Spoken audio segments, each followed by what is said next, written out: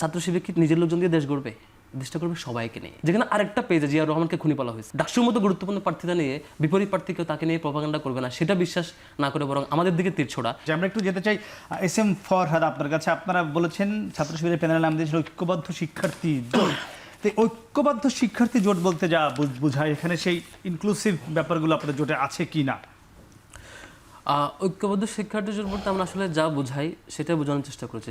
ছাত্র শিবিরের জায়গা থেকে আমরা যে সকল ক্যাটাগরির শিক্ষার্থী, সকল মতের মানুষের প্রতিনিধিত্ব করতে চাই সেটা আমরা চেষ্টা করেছি এবং আমরা মনে করেছি আমাদের এই জোটে সব রিপ্রেজেন্টেশন হয়েছে। আপনি দেখে থাকবেন যে এখানে জুলাইয়ে ঢাকা বিশ্ববিদ্যালয়ের একমাত্র শিক্ষার্থী যিনি অঙ্গ হারিয়েছেন, তার চোখ ত্যাগ করতে হয়েছে জুলাইয়ের গণ অভ্যুত্থানে, তিনি আমাদের এই প্যানেলে যুক্ত আছেন। আমাদের সর্বমিত্র চাকমা নামে আরেকজন ঢাকা বিশ্ববিদ্যালয়ের শিক্ষার্থী আছেন, তিনি দীর্ঘদিন ধরে ঢাকা বিশ্ববিদ্যালয়ের শিক্ষার্থীদের রাইটস নিয়ে কাজ করছেন।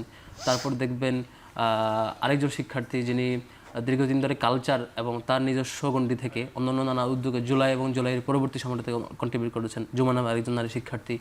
তারপরে দেখবেন এখানে বিশ্ববিদ্যালয়ের জুডো এবং কারাতে যে কেন্দ্রিক স্পোর্টস কেন্দ্রিক যে অন্যতম জনপ্রিয় প্রশিক্ষক বিশ্ববিদ্যালয়ের যে প্রতিষ্ঠান, সে প্রতিষ্ঠানের এবং একই সাথে শিক্ষার্থী নিয়ে কাজ করা এরকম একজন আছেন যার নাম আরমান। আমরা দেখেছি নানান ক্যাটাগরি প্রত্যেকটা স্টেক হোল্ডারের রিপ্রেজেন্টেশনটা আমরা চেষ্টা করেছি আমাদের দিক থেকে। আমরা আসলে যেটাতে যেভাবে যে সেরকম সোসাইটি কল্পনা করি সেদিক থেকে।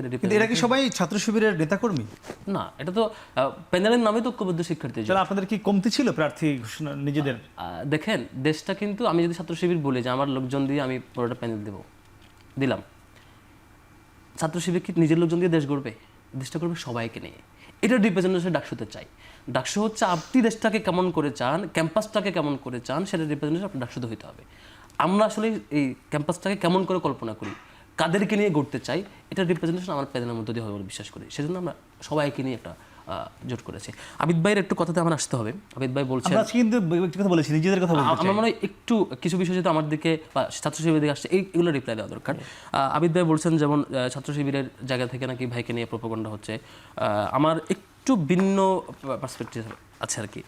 ছাত্রদল আমার একটা অন্যতম প্রিয় সংগঠন, যেহেতু দীর্ঘ 15 বছরের লড়াইয়ে এবং এর আগে 2001 থেকে বা 2000 সাল থেকে যৌথভাবে আমাদের দীর্ঘদিনের লড়াই সংগ্রাম ছিল।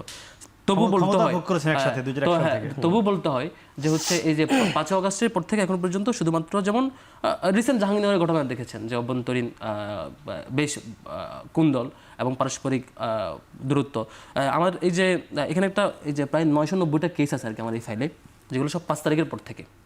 যে কেসে তার মধ্যে অভ্যন্তরীণ কুন্দলের সংখ্যা ছিল ভাইদের টোটাল ইয়াতে। কেসগুলো কি ছাত্র দলের বিরুদ্ধে তালিকা করে রেখেছেন? তালিকা করে না, আমি জাস্ট পত্রিকার টাইটেলগুলো কোড করা, কোন দিনের ঘটনা এটা। যদিও ভাইয়ের মতো না, ভাই তো দীর্ঘদিন ধরে ওই যে আমি ভাই অনেকগুলো টকশো মন্ত্রমুগ্ধের মতো শুনছিলাম, যেখানে কবিতার মতো করে পাঠ করে করে শিবিরের বিভিন্ন কিছু শোনাচ্ছিলেন। দেখলাম যে ভাই যে তালিকায় হুবহু শোনাচ্ছেন সেটি হচ্ছে 71.org একটা ওয়েবসাইটে হুবহু হিসেবে আছে, যেখানে আরেকটা পেজে জিয়া রহমানকে খুনি বলা হয়েছে। মানে আওয়ামী লীগের ডিজাইন করা একটা পেজে তাদের ছাত্র শিবিরকে যেভাবে ফ্রেমিং করতে চাই, ভাই চমৎকার করে শুনিয়েছেন, আমি শুনেছি, মুগ্ধ হয়েছি যে আওয়ামী লীগের পেজ থেকে আরও ছাত্র শিবিরের ফ্রেমিং করাটা, দীর্ঘদিনের সহযুদ্ধ একসাথে যৌথ মুভমেন্ট করা, যৌথভাবে সবকিছু পরিচালনা সংগ্রহ চাপাই দিতে পারেন ভাই, অধিকার আছে। তবে যেখানে বলছিলাম অভ্যন্তরীণ কোন্দল যেখানে এভাবে থাকে ছিল না, আমি রিপ্লাই যাচ্ছি, এগুলো মিথ্যা ছিল না, আমি রিপ্লাই যাচ্ছি।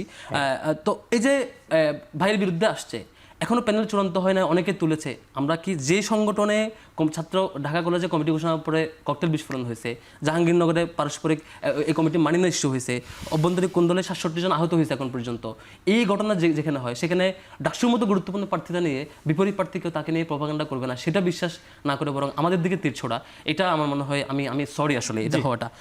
তো আমি একটু আরেকটু আসি, আমরা একটু বাকের কাছে ঘুরে আসি। শিওর।